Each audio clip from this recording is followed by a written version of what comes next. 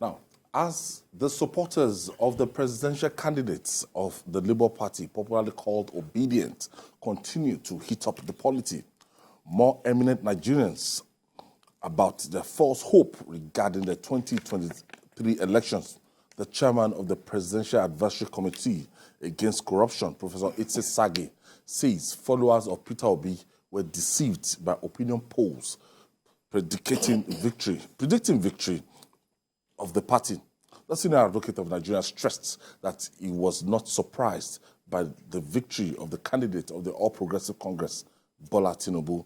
He dismissed the results of those opinion polls as said that they were never a reflection of the opinions of Nigerians. Opinion polls, I saw, a lot of these opinion polls started like a year even to the election. Yeah. Some 6 months to the election, some 3 months to the election, and some internationally, acclaimed journals. And I can quote CNN. CNN gave Mr. Obi a kind of head start of 47% before the presidential election. I think much also depended on the time the opinion polls were conducted. Before the race started, it's like when you are having a 100-meter race, at the first 1 or 2 seconds, somebody will, shoot up. But at the end of the day, you may not necessarily be the first person to break the tape. Or let's say a cross-country race, or 400-meter race. The person that starts well may not necessarily be the person that will be the first to, break the tape. So as at the time the CNN was talking about, Peter Obi, of course, Peter Obi was the main issue on social media, and of course, the CNN, on social media, the CNN will have to rely on social media. They don't have researchers going from one street to the other. And don't also forget that most of the people that have access to social media in Nigeria are mainly, in the South. So one can be deluded to come to that innocent conclusion, So I think you can't really blame most of them. But if you really want to understand the content and form of the projections, you look at the number of people that they met. Some will just tell you that in a poll conducted among 5,000 people. Some will tell you poll conducted. I don't think anyone ever conducted poll that, reached up to about 20,000, in a population where you have about 93 million potential voters. So, and the other thing is that when you look at the organizations that are running these polls, go and check their website. Some of them are new organizations established, in the solely for the to drive in a particular perspective, We know... and some of them have kind of political of course, political motive, So if you look at some of them, 1 year old, 2 years old, you know that they were specifically set up, as part of the propaganda mechanism to, project a particular candidate, to the mainstream of Nigerian policy. But at the end of the day, you realize that most of those polls turn out to be false. And it's not only in Nigeria alone, even in the US, where you have some historical organizations that have been conducting polls. Polls are just researches based on random sampling. It will not necessarily come out to reflect the reality on the ground. Now, when you look at it, you spoke about America, before the Hillary Clinton and Donald Trump presidential election, and then when you look at all opinion polls, we look at most of the leading polling companies, all of them, they all give it to Hillary Clinton. Yeah. And at the end of the day, it was a big surprise that Donald Trump... Don't forget there was a post-election research that was conducted. And the people realized that people at that point in time in America, especially the white male and the white female, differ differently when it comes to the way they view Hillary Clinton. That normally a Democratic candidate of that pedigree, they expected, would have served easily to have won. But there seems to be an aversion by American women to the Hillary Clinton personally. And don't forget, of course, that was also the year that the poll came out, that in 20 years, the American white male will become a minority in America. So a lot of things were coming into play at the same time to force the system to reevaluate itself. So Trump, much like Obi to an extent, is a beneficiary of discontent within the system that were not voiced at the point when these polls were being done. Because they just assume this household is Democratic, they will vote for the Democratic Party. This household is Republican, chances are they will vote for a Republican candidate. But there are so many other underlying factors that came into what happened in America in that year. Something that the system corrected itself 4 years later. So that's what really happened. But coming back to the Nigerian factor, I think most of the polls in Nigeria are flawed because a lot of people suffer from the same thing they suffer. When they take pictures of Morocco or Makoko, those dirty areas, to represent Nigeria. It's the same problem that we face in reverse when new people go to America and they suddenly realize that the gun violence in Chicago kills more people per day than anywhere else in the world. That the number of homeless people in Los Angeles is more than the entire town. And when you get to New York City, you discover that a place like Queens looks like a marina, looks like Lagos Island. No, it's a culture shock. So it works both ways. You want to say, is this America? So a lot of people will talk to people they assume represent the average Nigerian, which is not true because there is no average Nigerian in the conventional sense of it. For example, in Nigeria, up to recently, 70% of Nigerians live in the rural areas. So only 30% are urbanized, except for the last few years when people are moving because of insecurity and economic opportunities. So imagine talking to 5,000 people in Lagos, 3,000 in Port Harcourt, another 4,000 in Abuja.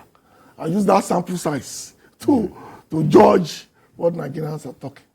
If I want to do something, I want to know what Yorubas are thinking. I'll probably go to Ado-Ekiti or Ibadan. I will not come to Lagos. And if I want to do the same thing, what the Igbo people are thinking, I will not go to Abuja or Enugu. I'll probably go to a village, Aguleri, or one small village outside there, or go to Umuahia. Because you can only get the true reflection of what people are saying when you go to their most vulnerable parts. If you go to their most competent parts, the areas of their lives, or the parts of their elites, they'll give you a false picture of what's going on.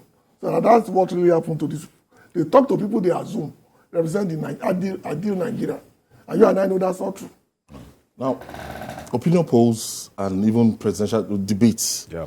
Now, let's look at how it contributes to that system. As in, a lot of people, once Peter Obi has been rated, and those organizations, they kept, saying that, look, it's likely to win, it's likely to win. How did that affect the mindsets of Nigerians? Well, for having presidential debate, it may be interesting for candidates that are new, in the race. But for instance, if you are talking about Asiwaju to many people, to many Nigerians who have been following him since 1992, they can almost predict him, what he will say on politics, on economy. He was governor for 8 years. So people may not really be desperate to listen to new things he actually wanted to say. They already know him. But for somebody like Peter Obi, who is coming probably to that state for the first time, maybe people really want to know what difference, will it make. So when you are talking about regional debate in Nigeria, we're not saying that it's not going to have an impact or it never had an impact, but I don't think it can be a decisive factor because you have to look at other variables. Look at how did the APC manage to win the 2015 election. It was a conglomeration of different groups, AMPP, a faction of ABGA, a faction of PDP, ACN, CPC. They came together as, a huge block. And then they were able to upstage, the seat, But in this case, for PDP, how many governors moved from APC to PDP in the past 8 years? How many senators moved from APC to PDP in the past 8 years? And then look at the PDP became, divided into factions. A faction of PDP went to Labour Party. A faction of PDP became G5. So you have already divided the party into 3 blocks. Not forgetting Kwakwanso in Kano. Yeah, Kwakwanso in Kano, So now the Labour Party that we are talking about, votes and all that, is also mainly votes from PDP supporters. That is the truth. Then the G5, that also broke away from PDP. So a party that was already diminished, in size, in the number of states that, the party controls, number of senators, and then you are now having about 3 factions. And then the APC, in spite of the skirmishes within, remained one single whole. You understand the point? So when you look at all these variables, it's just too, simplistic to assume that the APC will be defeated at the presidential race. Have you gotten to that position yet that, look, these polling agents, polling companies, they will go to the grassroots, go to the far north, go and get those headers to ask their opinion so that you will be able to have a balance with not just staying in Lagos, looking for people that will have access to the computer alone? Well, we are not there yet, and I doubt whether we'll get there in the nearest future. Because this kind of groundswell only comes up maybe once in a generation. After this, we go back to business as usual. So a lot of people will vote according to the way they've always voted. And then we'll go back to where we are. But what I think will happen is this. People seek validation from polls. Not because they work for it, because they assume that's what we have. Assumptions are now out of the window. And that to me is a very good thing that happened in this electoral cycle. Because once the assumption has to do, the candidate will have to work extra hard. Because a lot of the candidates that worked would not have worked so hard if there had not been new variables coming to the mix. And that to me is the fundamentals of what happened. The polls itself will not change anything. Because you and I know that majority of Nigerians have made up their minds where they are going to go. So it's only very few of us that can be swayed by debates or polls. Because a lot of people base whatever they are going to do on other variables outside those inanities that people work on.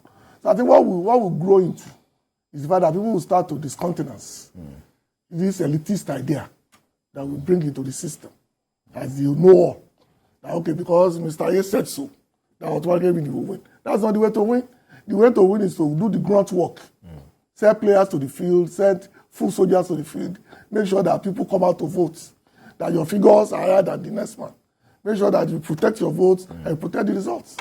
Because when people shout that something was not done, I keep asking, is there the paper trail of the election? They said yes. Then what's the problem?